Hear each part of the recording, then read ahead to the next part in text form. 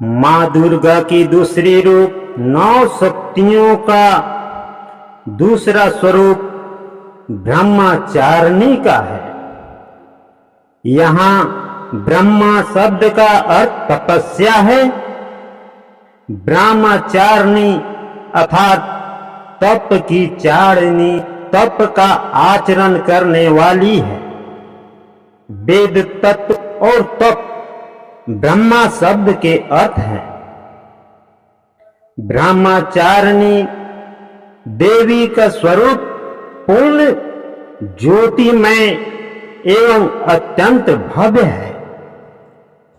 इनके दाहिने हाथ में जप की माला एवं बाएं हाथ में कमंडलू रहता है।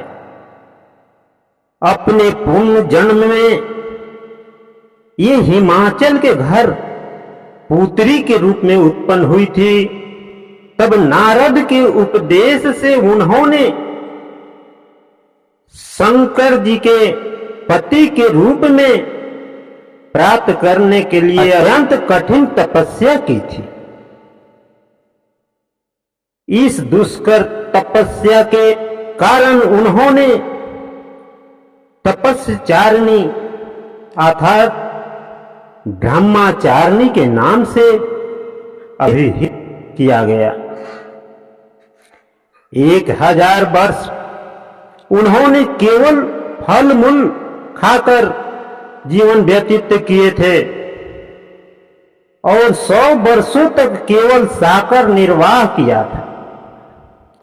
कुछ दिनों तक कठिन उपवास रखते हुए उन्होंने आकाश के नीचे वर्षा और धूप के भयानक कष्ट भी सहे।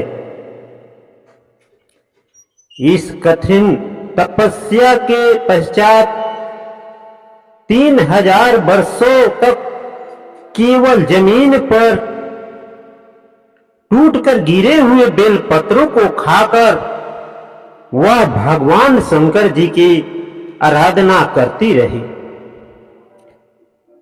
इसके बाद उन्होंने सूखे बेलपत्रों को भी खाना छोड़ दिया। कई हजार वर्षों तक वह निर्जल जल निराहार तपस्या करती रही। पत्तों को भी खाना छोड़ देने के कारण उनका नाम अर्पणा भी पड़ गया। कई हजार वर्षों की कठिन तपस्या के कारण ब्रह्मचारिणी देवी का वह पूर्व जन्म का शरीर एकदम छीन हो उठा। वह अत्यंत ही कृशकाय हो गई। उनकी यह दशा देख उनकी माता मैना अत्यंत दुखित हो उठी। उन्हें उस कठिन तपस्या से विरत कराने के लिए आवाज दी, उमा अरे। तब से देवी ब्रह्मचारिणी का नाम उमा भी पड़ गया। उनकी इन तपस्या से तीनों लोकों में हाहाकार मच गया। देवता, ऋषि, सिद्धगण, मुनि सभी ब्रह्मचारिणी देवी की इस तपस्या को अभूतपूर्व पुण्यकृत बताते हुए उनकी सराहना करने लगे। अंत में पितामह ब्रह्मा जी ने आकाशवाणी करके उन्हें संबोधित करते हुए प्रसन्न स्वरों में कहा, हे देवी, आज तक किसी ने ऐसी कठोर तपस्या नहीं की थी।